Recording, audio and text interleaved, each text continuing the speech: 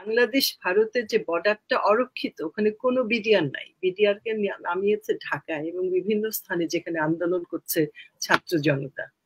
তো এই যে অরক্ষিত, এবং আমরা কিছু গাড়ির ভিডিও পেয়েছিলাম যে কিছু গাড়ি ভারতের সীমান্ত ক্রস করে বাংলাদেশে ঢুকছে, এবং ওগুলো হচ্ছে কোভার্ট গাড়ি।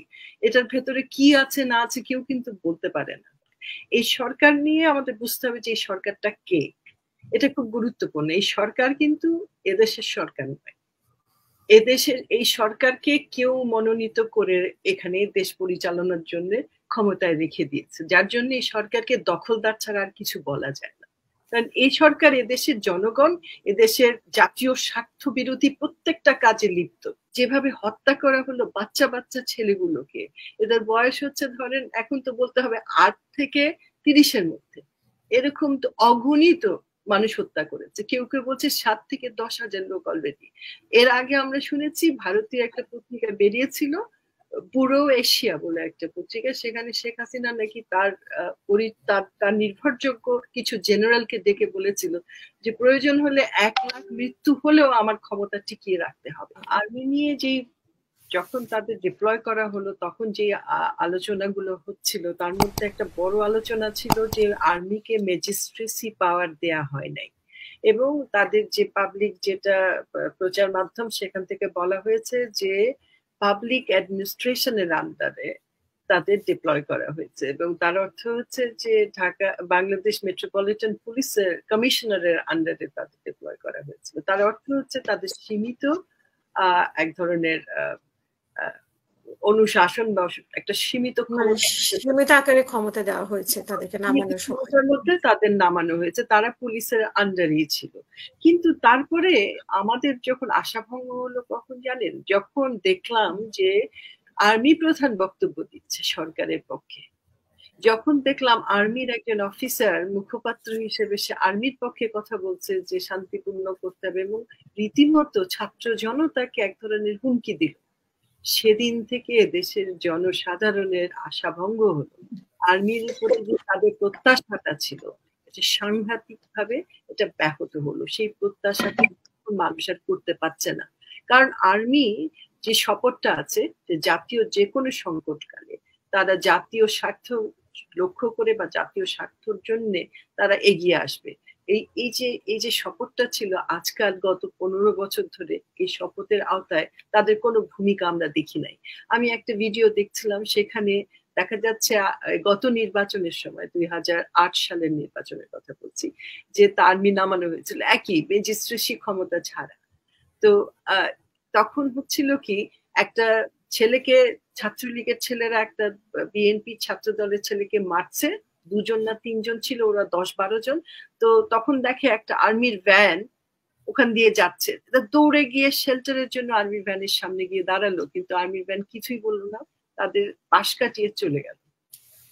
এই যে মানুষ যে বারবার আশাহত হচ্ছে আর্মিদের থেকে, কারণ আর্মি তো একটা অবস্থান সব সময় নিত। আমার মনে আছে 2001 সালে আর্মির একটা ভূমিকা ছিল, তারা দাঁড়িয়েছিল এবং যখন কোনো মানে ফেক ভোট হচ্ছিল বা কোনো ওই একই ব্যক্তি বিভিন্ন নামে ছদ্মবেশে সে ভোট দিতে চেষ্টা করছিল, আমি দেখেছি, আমার মনে আছে আমরা তখন নির্বাচন পর্যবেক্ষণ করছিলাম, ওই যে এশিয়া ফাউন্ডেশনের আন্ডারে প্রায় 35টা সংগঠন মিলে একটা একটা একটা নির্বাচন, এটাকে বলা হতো মনিটরিং একটা ওয়ার্কিং গ্রুপ করা হয়েছিল, ইলেকশন মনিটরিং ওয়ার্কিং গ্রুপ, সেটার সঙ্গে আমি সংযুক্ত ছিলাম।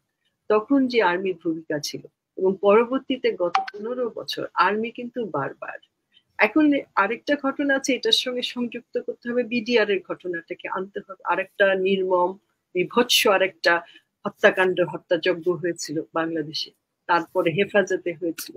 তো এখানে আর্মিকে সেই মুহূর্ত থেকে দুর্বল করে দেওয়া হচ্ছে। আসলে মূল কথাটা আমাদের কিন্তু বলতে হবে।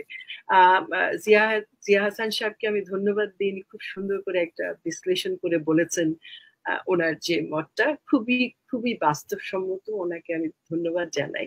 কিন্তু ওনার একটা জায়গায় আমার বক্তব্য হচ্ছে যে উনি 200 কি করে বললেন। আজকে গতকাল বা পরশু প্রথম আলোতে লেখা হয়েছে না, একটা সেকেন্ড, আমি কিন্তু 200 বলিনি, আমি বলছি অফিশিয়ালি 200, কিন্তু আনঅফিশিয়ালি এটা ইয়ের উপরে।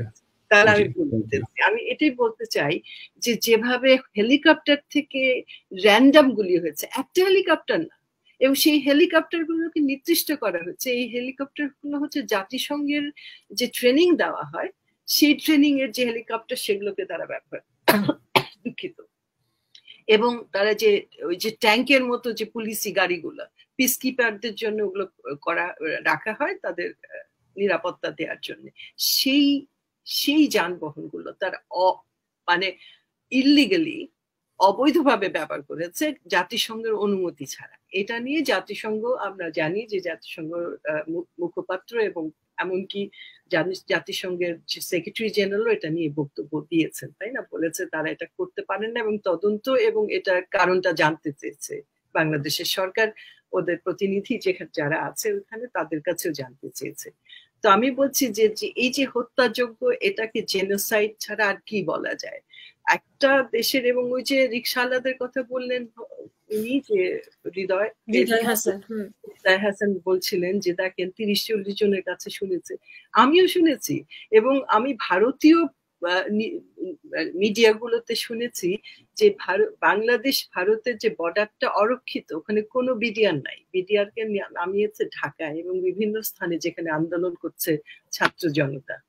তো এই যে অরক্ষিত, এবং আমরা কিছু গাড়ির ভিডিও পেয়েছিলাম যে কিছু গাড়ি ভারতের সীমান্ত ক্রস করে বাংলাদেশে ঢুকছে, এবং ওগুলো হচ্ছে কোভার্ট গাড়ি, এটার ভেতরে কি আছে না আছে কেউ কিন্তু বলতে পারে না।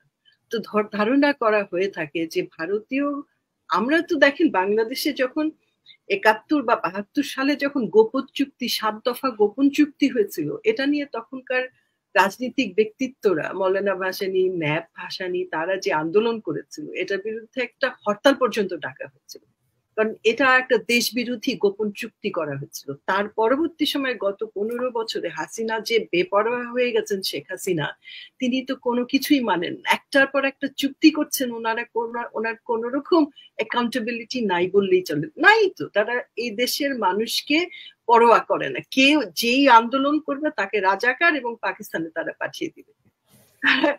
খুব স্বাচ্ছন্দ্য, আমি দেখলাম তো সব মানে আওয়ামী লীগের যারা যারা কি বলবো, এই যে আপনার এই, তো তারা যেভাবে তাদের ভাষাটা দেখেন, রাজাকার পাকিস্তানে চলে যাওয়া।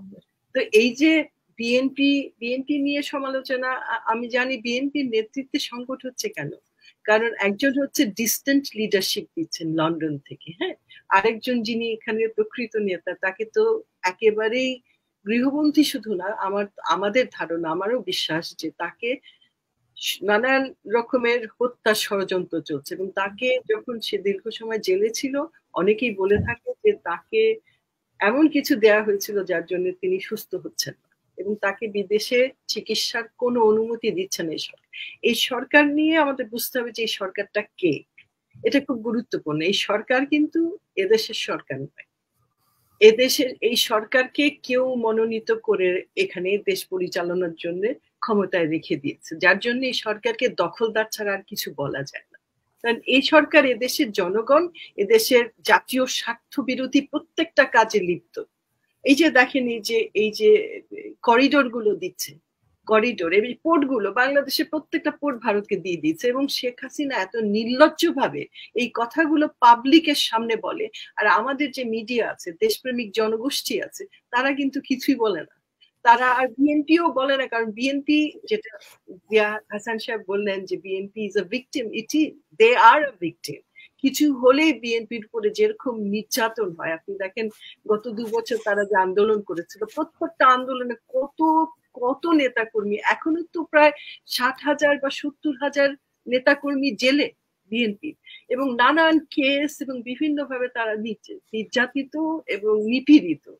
তো তারপরেও বিএনপি কিন্তু, হ্যাঁ, ওনার কথা ঠিক যে নেতাদের ব্যাপারে কিন্তু নেতাদের এই কনসেশনটা সবগুলো দলেই আছে, পৃথিবীর অন্যান্য দেশেও আছে। আমি জানি না বেশি কম, আই ক্যানট কোয়ালিফাই যে এটা বাংলাদেশে বেশি বা কম। তো ভুল ত্রুটি বিএনপির আছে, সেই কারণেই হয়তো এই সরকার এতদিন ক্ষমতায় টিকে থাকতে পারছে, কারণ এত অজনপ্রিয় সরকার, প্রত্যেকটা মানুষ এখন বিক্ষুব্ধ। এবং এই যে ঘটনাটা ঘটালো গত এই কয়েকদিনে, তারা প্রায় সপ্তাহ 10 দিন হয়ে গেল, তাই না? এর মধ্যে যে ঘটনাগুলো তারা ঘটালো, যে নির্লজ্জভাবে এদেশের নাগরিককে সামনাসামনি পয়েন্ট ব্ল্যাঙ্ক গুলি করে হত্যা করলো, হেলিকপ্টার থেকে গুলি করে হত্যা করছে, তারপরে তারা যে নানান রকম স্নাইপার গ্রুপ কি কি সব বলে, তারা এইভাবে পোশাকি হিন্দি কথা বলে মানুষের বাড়ি বাড়ি ঢুকছে, মেয়েদের গ্যাং রেপ করে তাদের রাস্তায় ফেলে ফেলে রেখে চলে যাচ্ছে, মানুষ হত্যা করছে, নিয়ে যাচ্ছে। এগুলা এখানে টার্গেট কারা? বিএনপি, জামাত এবং যারা সাধারণ, যারা ছাত্রছাত্রী, যারা মুখর এবং যারা প্রতিবাদী, তাদেরও তারা টার্গেট করছে। কারণ তার আগে তারা করছিল কি, বাড়ি বাড়ি গিয়ে বা যারা আন্দোলন করছে তাদের ছবি তুলছিল, পুলিশ ছবি তুলে। এটা আমরা কখনোই কোথাও এই ইতিহাস খুঁজে পাবো না। এই সরকারের এই পেটোয়া বাহিনী, পুলিশ তো না আসলে, বিডিআর সবকিছুকে তারা তাদের স্বার্থে ব্যবহার করছে এবং এটা বিদেশি শক্তি তাদের মদত দিচ্ছে। তারা এতই শক্তিশালী যে তাদের ডিপ্লোম্যাটিক পাওয়ারও অনেক বেশি। তারা বিভিন্ন আন্তর্জাতিক রাষ্ট্রগুলোকে শেষ করবো, সংক্ষেপ করবেন প্লিজ। ম্যানেজ করছে, যার জন্য দেখেন আজকে ওইভাবে, আজকে ধরেন বিশ্ব যে আমাদের বিশ্ব মানবতা বলে, যাকে বলা যায় বিশ্বের যে বিবেক, কই কেউ তো সেভাবে এত বড় একটা অন্যায় হলো, যেভাবে হত্যা করা হলো বাচ্চা বাচ্চা ছেলেগুলোকে, এদের বয়স হচ্ছে ধরেন এখন তো বলতে হবে 8 থেকে 30-এর মধ্যে, এরকম তো অগণিত মানুষ হত্যা করেছে। কেউ কেউ বলছে 7 থেকে 10,000 লোক অলরেডি। এর আগে আমরা শুনেছি ভারতীয় একটা পত্রিকা বেরিয়েছিল, পুরো এশিয়া বলে একটা পত্রিকা, সেখানে শেখ হাসিনা নাকি তার নির্ভরযোগ্য কিছু জেনারেলকে ডেকে বলেছিল যে প্রয়োজন হলে 1 লাখ মৃত্যু হলেও আমার ক্ষমতা টিকিয়ে রাখতে হবে। এটা কিন্তু পুরো এশিয়াতে বেরিয়েছে এবং এটা আমি কয়েকজনের কাছে শুনেছি, অনেকেই কোট করছিল এটা। তো এরকম একটা মন মানসিকতার একটা সরকার, এই সরকার কোনোভাবেই বৈধতা নাই। আর ওই যে কোটা আন্দোলন, কিন্তু এখন আর কোটা আন্দোলন নাই, ওরাও বলছে যে এখন আর কোটা না, আমরা কোটা চাই না, এখন কোটার কোনো প্রশ্নই উঠে না। এখন আমাদের রাষ্ট্র, আমাদের অধিকার ফিরে পেতে হবে, আমাদের স্বাধীনতা, সার্বভৌমত্ব এবং আমাদের টেরিটোরিয়াল ইন্টিগ্রিটি আমাদের ফিরে পেতে হবে। এটাই এখন বড় আন্দোলন, যে এই সরকার আমাদের সরকার না, আমাদের সরকার আমরা নির্বাচিত করতে চাই। এই আন্দোলন কিন্তু ওই পর্যায়ে চলে গেছে। এখন সবাই বলে ছি ছি ছি হাসিনা, লজ্জায় বাঁচি না, বলে তুমি আমি কে, রাজাকার রাজাকার, এই কথাগুলো বলে। কে বলেছে? বলে স্বৈরাচার। এখন এটা সাধারণ এবং দেশে বিদেশে, আপনি হাসিনা জানেন লন্ডনেও কত বড় প্রতিবাদ সমাবেশ হয়েছে, আপনি দেখেছেন, প্রতিদিনে হচ্ছে আমেরিকাতে হচ্ছে, প্রত্যেকটা রাষ্ট্রে, প্রত্যেকটা স্টেটে হচ্ছে, নিউ ইয়র্কে তো প্রতিদিন 3টা-4টা করে হচ্ছে। কারা আয়োজন করছে? এরা কিন্তু রাজনৈতিক দলগুলো যা করছে করছে, তার বাইরে কিন্তু সাধারণ বাংলাদেশের যারা ডায়াসপোরা, প্রবাসীরা আছে, তারা কিন্তু একেবারে উঠে পড়ে। এবং আপনি জানেন যে আপনার আন্তর্জাতিক ক্রিমিনাল কোর্টে, আইসিসিতে 3-4টা কেসের জন্য দরখাস্ত করা হয়েছে, 3-4টা, 12 বেশি। তো এই জিনিসগুলো আর কি খেয়াল করতে হবে, তাই না? আমাদের দেশটা এমন একটা পর্যায়ে চলেছে, এখানে আমাদের হয় মরতে হবে অথবা বাঁচতে হবে। মৃত্যুর একটা মুখোমুখি একটা পর্যায়ে আমরা পৌঁছে গেছি আজকে। এই আন্দোলন সবাইকে শরীক হতে হবে এবং এই বাচ্চা ছেলেগুলোকে, ভবিষ্যৎ আমাদের দেশের ভবিষ্যৎকে আমাদের রক্ষা করতে হবে। তার জন্য যার যা করণীয়, আমার মনে হয় প্রত্যেকে এখনই তৎপর হতে হবে, নাহলে কিন্তু আমরা দায়ী থাকবো। এই বেইমানির যে সিলটা আমাদের গায়ে পড়ে যাবে।